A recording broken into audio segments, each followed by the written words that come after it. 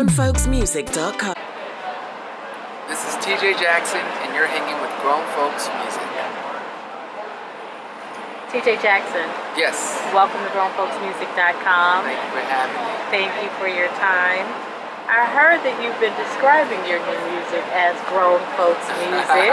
Yes. So because of that, I'll start with our trademark question. What is your definition of grown folks music? My definition of grown folks music is music that has some soul to it. It has some soul, it's mature, it's marinated. It just sounds like some time has been put into it. And that's exactly what I do with my music. So I consider my music, and especially Insomnia, to be grown folks music. It seems that it's solo season. First Papa T. Yes. Then Taryll. Yes. Now you. Tell us why it's now time for TJ the solo artist.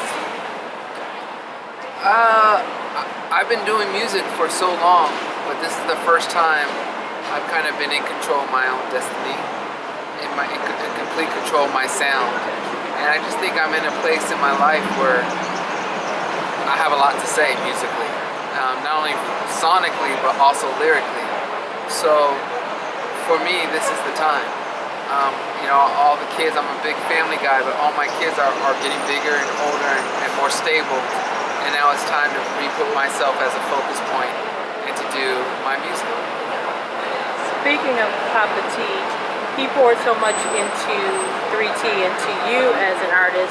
What was it like working on his album? Working on my father's album was cool. He spent so much of his prime years, his 20s and 30s, making sure his boys in 3T were right. And for us to kind of repay that to him by working on several songs on his album was cool. And my father's humble, so in terms of taking direction, it was all good, and just listening to us and allowing us to write and produce for him, it was really cool.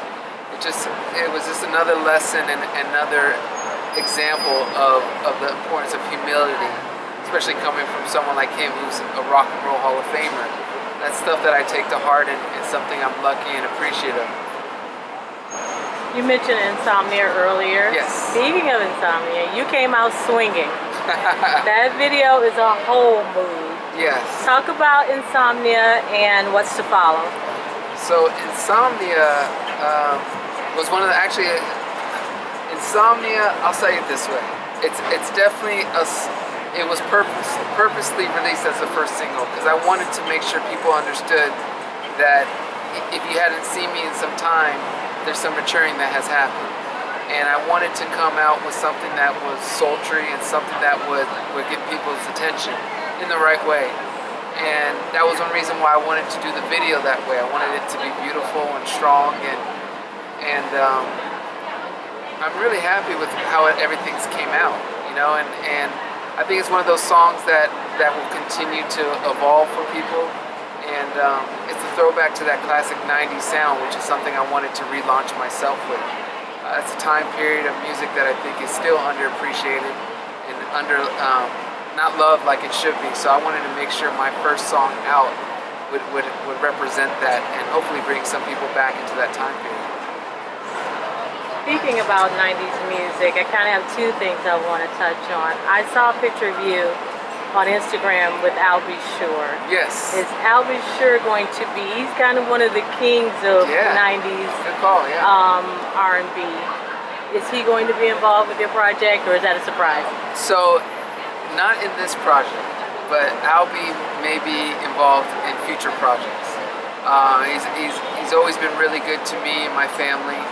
And I think very, very highly of him as a writer, as a producer. So I think to say that there wouldn't be a possible collaboration in the future, there very well may be. And as of now, there's nothing to report, but I wouldn't be surprised if something soon happened. The other part of 90s R&B, I got to talk to Taryll about his solo project, and I told him that I think Tease Me is the most underrated slow jam of the 90s, and I think that's in part to your ad-libs. I don't know what you knew at that age, but your ad-libs on that song are everything. That is so cool to hear. You put your feelings into those ad-libs on that song. You know what? I honestly really appreciate that, because when I recorded that song, I was probably 15 years old, listening to Jodeci, Shy, H-Town, you know, Boyz II Men, non-stop. So I was probably just doing my interpretation of what they would do. So to hear you say you love those ad-libs is really cool. I also noticed that you have been in Nashville doing some work. Why is Nashville the right environment as opposed to, you're already in California? Yeah. Why was Nashville the right place for you to create? I wanted to go to Nashville because I wanted to make sure TJ found TJ. You know, being in LA, I knew so many writers, producers, musicians, engineers that I could have used, but I didn't want there to be any preconceived ideas of what I should sound like on my project. I wanted it to be fresh, I wanted it to be, you know, new, and I wanted it to be about me. Not my family, not what 3T has done, but about me. And a friend of mine suggested I go out to Nashville just to write. And after writing and meeting certain people, I was like, you know what, I got enough material to do my own thing. And I think I could do it in a way that's fresh and unique to me. And I've been running with that since. You know, I've been there recording and writing for over a year now, almost 2. And I don't see that changing anytime soon. They're very humble, they're very talented there, and I have a great group of people that I work with. So I'm loving my time in Nashville, and I'm just fortunate to have found them. So what are we is there an album coming up? What's the whole vibe of the album? I got a lot of music. You know, and I could have come out with Insomnia and been at this stage probably a year ago, to be perfectly honest with you. But I wanted to make sure I did a lot of music and had a lot of content to share, so that once I started, I could continue it going. So in the next couple of months, there'll be an EP, and then I'd say within a year, there'll be a full-length album. And probably an album will follow the following year. I've been doing a lot of recording and writing, and there's a lot that I have saved up for my followers and fans to hopefully enjoy. Are you planning to perform? Yes. I gotta tease you a little bit. Okay. How do you plan on making sure you remember all these new lyrics? Yes. Okay. So, okay. Yes, I will be performing in 2020.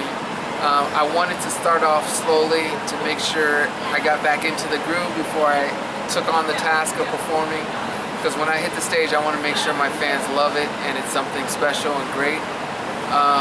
And one of the things I do have to work on and building myself some time on is remembering all my lyrics. So I'll be doing all that crazy stuff, you know, writing my lyrics out, singing here, singing there. And maybe I'll do some of it live so my fans can enjoy it. But you know, I got to get better at my lyrics, so I will get better, I promise. Talk a little bit about the Tito Jackson Foundation. I know it's October. Are you doing costumes with a cause this year? Talk about the foundation, what it stands for, what its mission is. The Tito Jackson Foundation is something that my brothers and I started 4 years ago, and it's grown and blossomed each and every year. And it's just basically a foundation to help people deal with loss. Our society celebrates winners every chance we get, but the losers also need to be, you know, taken care of and supported. You know, there's a lot of strength that could happen with loss, but if we as a society don't color it the right way, it could be a detrimental thing. And we're just trying to do our part in helping people recover, inspiring them to grow from their loss. And I couldn't be any more proud of what we've accomplished. You know, we have over 150 radio shows. We've done so many Music Hill classes for people who are dealing with loss, and you know, the future's bright for DDJF. We have a Costume for a Cause, which is every October. We're doing this year as well. We do a dinner for a cause for someone who's lost a significant other, and there's just a lot that we have in the pipeline for DDJF. It was something, again, what my uncle Michael and our families always preached, is giving back and making sure you leave an imprint in this world. And hopefully DDJF will far outlive TJ Jackson or Taryll or Taj. That would be a goal for us to make sure my mom's legacy and her name is held up in the manner we feel it deserves to be held up. At the beginning you mentioned that there's maturity that has taken place. With that, you're not a teenage artist anymore. Who is TJ Jackson? As an artist? As a person, as an artist? Okay. TJ Jackson as a person is someone that is, I know I'm blessed, I'm grateful, I'm so fortunate, and not just because of who I am or the family I come from, but just that I'm alive and I got a healthy family and a loving family. That is something I'm so grateful for and I don't take advantage of. Don't take for granted. As an artist, I just want to do something that helps people get through their lives and hopefully add some color to people's lives. I believe in the power of music. I think it's a beautiful thing. I think, you know, all of our great memories are usually, there's some type of soundtrack to it. So for me to try to be part of that is really cool. And with my brothers and I, we've done some things, but I hope to do much more. And I think that's about it. Just, you know, I think that's it. I'm grateful, thankful, and I just want to be a great family person. So this is your time to look at the camera and tell everyone all things TJ Jackson, like where we can get the music, where we can see the video, and everything that's coming up. Okay. So the best thing, if you want to follow or learn more about TJ Jackson, is to go to tjjackson.com, sign up for my newsletter. I try to send something out every week with what's going on, what's on my mind. But if you don't do that, you got social media, of course. So Instagram is @TJJackson9. Again, @TJJackson9. And then for Facebook and YouTube, it's TJ Jackson World.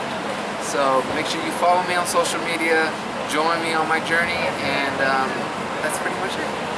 TJ Jackson, once again, thank you for hanging out with GrownFolksMusic.com. We appreciate you. Be blessed.